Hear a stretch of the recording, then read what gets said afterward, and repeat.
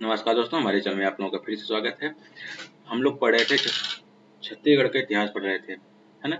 इसमें गितेश कुमार अमरोहित जी की क्या थी, किताब थी, है ना। तो उसका पार्ट 1 हो चुका था। आज हम देखते हैं पार्ट 2, है ना। तो हम लोग यहाँ तक मेघवंश और कुषाण वंश पढ़ लिए थे। हम लोग का पढ़ना था गुप्त वंश से। तो चलो हम लोग इस लेक्चर को यहाँ से स्टार्ट करते हैं। क्या है, उत्तर भारत में शुंग और कुषाण सत्ता के पश्चात, है, उत्तर भारत में शुंग एवं कुषाण सत्ता के पश्चात गुप्त वंश ने राज्य किया था, है ना। प्रोफेसर बालचंद्र जैन के अनुसार मगध के गुप्त वंश का प्रभाव छत्तीसगढ़ पर उस समय पड़ा जब समुद्रगुप्त ने आर्यवंश के राजाओं को जीतकर दक्षिणापथ की विजय यात्रा की थी, है ना। और गुप्त वंश के सम्राट समुद्रगुप्त की प्रयाग प्रशस्ति से ज्ञात होता है कि इसने दक्षिणापथ की दिग्विजय के समय सर्वप्रथम दक्षिण कोसल के राजा महेंद्र को पराजित किया था, है ना। महेंद्र के उत्तराधिकारियों के विषय में जानकारी नहीं मिलती है, किंतु सन 1972 ईस्वी में दुर्ग जिले के बानबारद नामक स्थान में 20 स्वर्ण गुप्त मुद्राओं की प्राप्ति हुई, जिसमें 9 स्वर्ण सिक्के में से एक कांच समुद्रगुप्त, एक कुमारगुप्त और 7 सिक्के चंद्रगुप्त विक्रमादित्य के हैं, है। बस्तर और सिहावा के जंगली प्रदेश महाकांतार में अधिपति व्याघराज ने भी समुद्रगुप्त के सम्मुख अपनी पराजय स्वीकार कर ली थी। व्याघराज का संबंध संभवतः नल वंश से रहा होगा, है। आरंग से 5वीं शताब्दी तक आरंग से 5वीं शताब्दी का एक रजत जड़ी तांबे का सिक्का मिला है। डॉक्टर विष्णु सिंह ठाकुर के अनुसार आरंग से प्राप्त सिक्के पर निम्न अंश अंकित हैं। परम भागवत महाराज धीराज श्री कुमार गुप्त महेंद्रादित्य से संभवतः यह गलत तरबूजा है, क्योंकि शब्द छूटे हुए प्रतीत होते हैं। इसी प्रकार अशुद्ध रूप महेंद्र सिंह कुमार अन्य सिक्कों में पाए गए हैं। रायपुर जिले के पिटाई बल्द ग्राम में 40 सिक्के प्राप्त हुए हैं, है ना, जिनमें गुप्तवंशी राजा का नाम महेंद्रादित्य विक्रमादित्य उल्लेखित है। ये नाम कुमार गुप्त व स्कंदगुप्त के ही थे, है ना। खैरताल रायपुर से कुमार गुप्त के 215 उत्पीड़ितांक मुद्राएं प्राप्त हुए हैं, जिस पर महेंद्र उत्कीर्ण है। खरसिया के समीप एक गांव में से चंद्रगुप्त विक्रमादित्य धनुधारी प्रकार का स्वर्ण सिक्का प्राप्त हुआ है। इन सिक्कों की उपलब्धता के आधार पर कह सकते हैं कि छत्तीसगढ़ प्रदेश पर गौरवशाली गुप्तवंशी राजाओं की सत्ता थी, है ना। अब देखते हैं वकाटक काल। वकाटक काल में क्या है, दक्षिण भारत के सातवाहन शक्ति के पराभव के पश्चात वकाटक राज्य की स्थापना हुई है। डॉक्टर वासुदेव विष्णु मिरासी के अनुसार वकाटक नरेश प्रवरसेन प्रथम ने दक्षिण कोसल के समूचे क्षेत्र पर अपना अधिकार स्थापित कर लिया था। प्रवरसेन प्रथम की मृत्यु के बाद राज्य क्षीण होने लगा और गुप्तों ने दक्षिण कोसल पर अपना अधिकार कर लिया। यह घटना 3 से 4 थी सदी के बीच के काल की है ना। 3 से 4वीं सदी के बीच काल की है। डॉक्टर मिरासी के अनुसार प्रवरसेन प्रथम का तीसरा बेटा दक्षिण कोसल में राज्य करता था। प्रमाण स्वरूप दुर्ग में एक अपूर्ण ताम्रपत्र प्राप्त हुआ है। ताम्रपत्र अभिलेख में भारसु राजा भवनाग के दौहित्र तथा प्रवरसेन प्रथम के पौत्र का उल्लेख है, जो संभवतः प्रवरसेन द्वितीय रहा हो, है ना। प्रवरसेन द्वितीय रुद्रसेन द्वितीय तथा प्रभावती का पुत्र था। प्रवरसेन द्वितीय की शिक्षा दीक्षा चंद्रगुप्त के दरबारी कवि कालिदास द्वारा हुई थी। कालिदास ने कोसल राज्य की यात्रा के दौरान सरगुजा को स्वर्ण का द्वार तक कहा था तथा सरगुजा के रामगढ़ पहाड़ी पर अपनी प्रसिद्ध रचना मेघदूत की रचना की थी। वकाटक नरेश पृथ्वी सेन द्वितीय के बालाघाट ताम्रपत्र से ज्ञात होता है कि उसके पिता नरेश सेन ने कोसल के साथ मालवा और मैकाल में अपना अधिकार स्थापित कर लिया था, है ना।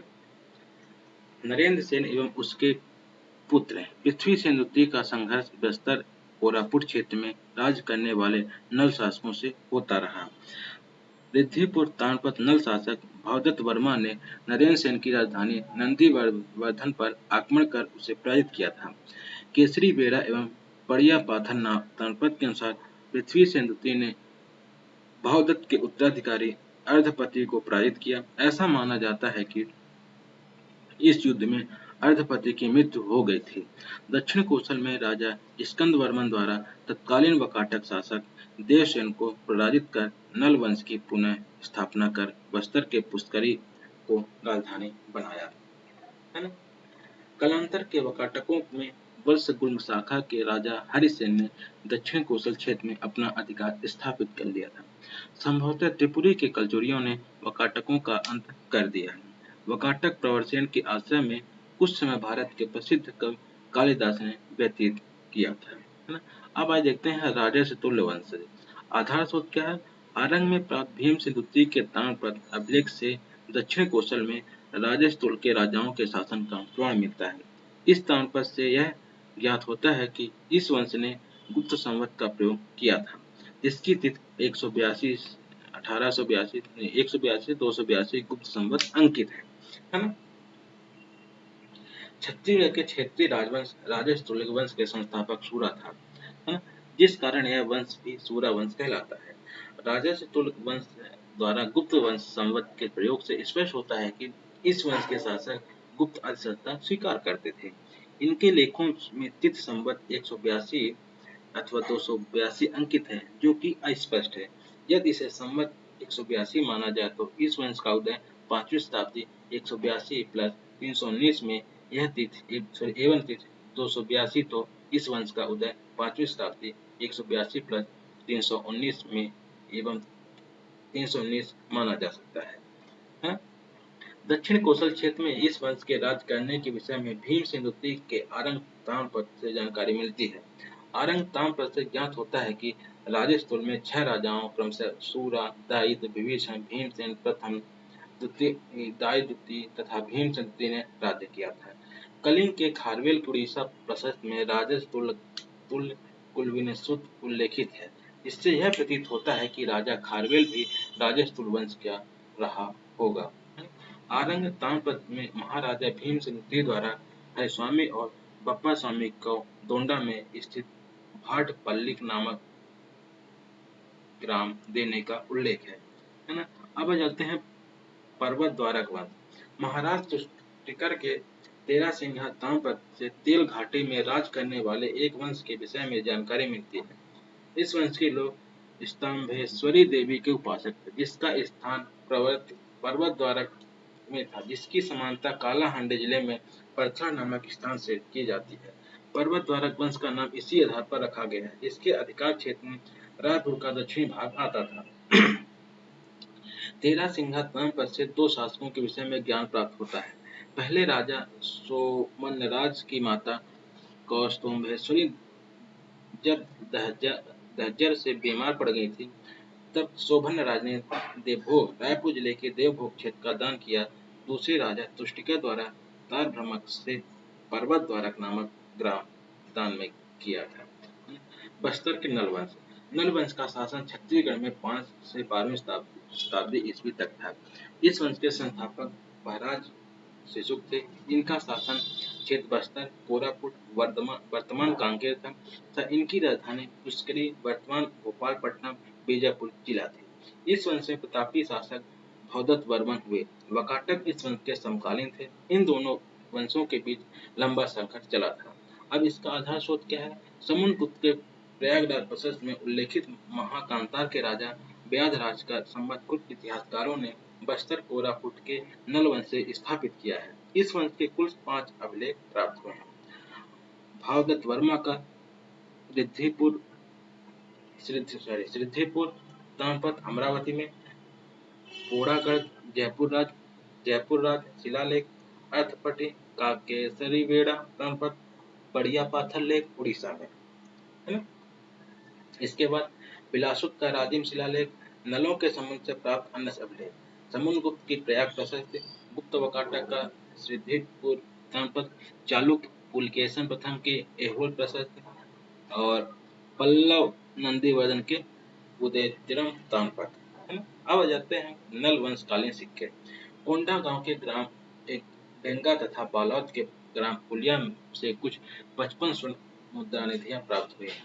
कोंडागांव के एडेंगा नामक ग्राम से कुल 32 स्वर्ण मुद्राएं प्राप्त हुई हैं, जिनमें नल वंश के शासक बहार राज के 29 भौदर शर्मा के एक और अर्थ पट्टारक के 2 स्वर्ण मुद्रा मिले हैं।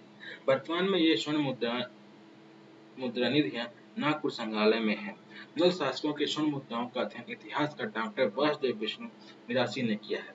नल वंश के सिक्कों के अनुशीलन से यह ज्ञात होता है कि इनके सिक्कों पर नंदी तथा अर्धचंद्र की आकृति का अंकन किया गया है। सिक्कों में अंकित लेख अभिलेख की लिपि से साम्य रखती है। सामान्यतः इन पर अंकित लेख संस्कृत में मिलते हैं। सिक्कों के मुख्य भाग पर चित्र एवं लेख हैं, जबकि पृष्ठभाग पूर्ण रिक्त है। बालोद जिले के कुलिया ग्राम से प्राप्त 20 स्वर्ण सिक्कों से बस्तर के इतिहास के अंधकार युग के बारे में जानकारी मिलती है। लक्ष्मी शंकर निगम ने कुलिया से प्राप्त इन मुद्राओं का अध्ययन किया है। नलवंशी शासक। नलवंशी अपना संबंध पौराणिक नल से स्थापित करते हैं, किंतु ऐसे कोई साक्ष्य नहीं मिलते। वैदिक कालीन ग्रंथों यथा शतपथ ब्राह्मण, रामायण, महाभारत आदि में नलों का उल्लेख मिलता है। शिशुक नल वंश का आदि पुरुष एवं संस्थापक था। पौराणिक साहित्य में इसका उल्लेख मिलता है। अब आ जाते हैं व्याधराज 330 से 370 ईसा पूर्व। 350 ईसा पूर्व में महाकांतार में व्याघराज का शासन होने का विवरण मिलता है। इस तिथि के आसपास ही बस्तर अंचल में नलवंश के शासन का प्रारंभ मान सकते हैं।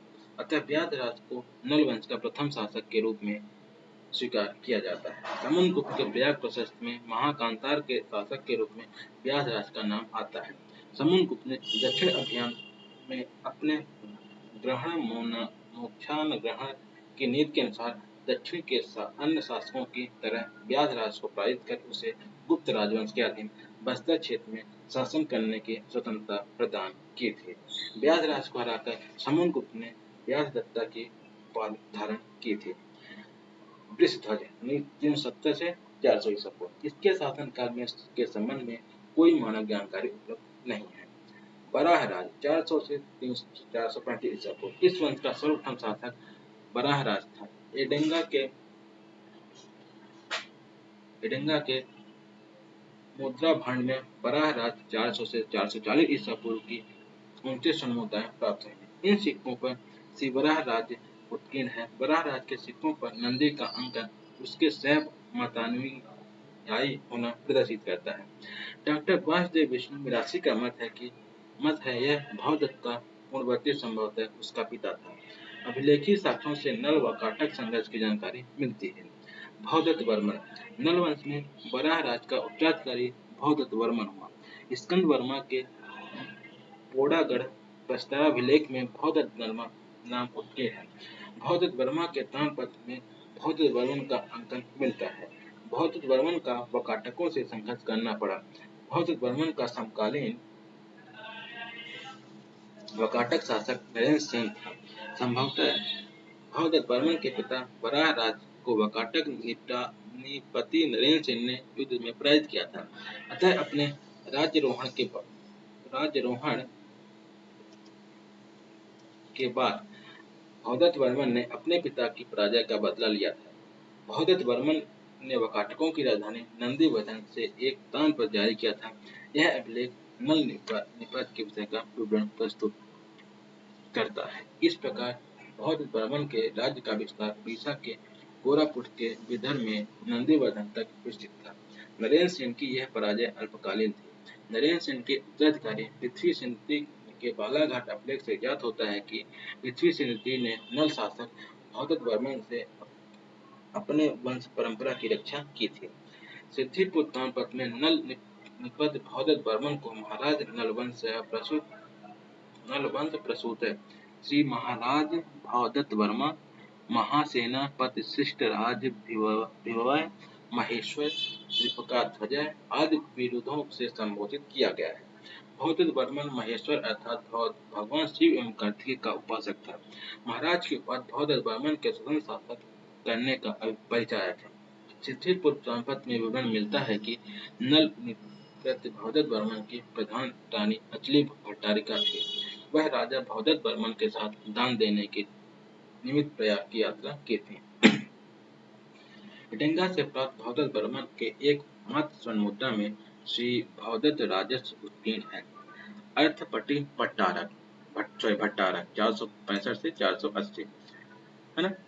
भवदत्त वर्मन के पश्चात अर्थपट्टी उत्तराधिकारी हुआ। भट्टारक पद युवराज का घोतक है, इससे उसके ज्येष्ठ पुत्र होने का संकेत मिलता है।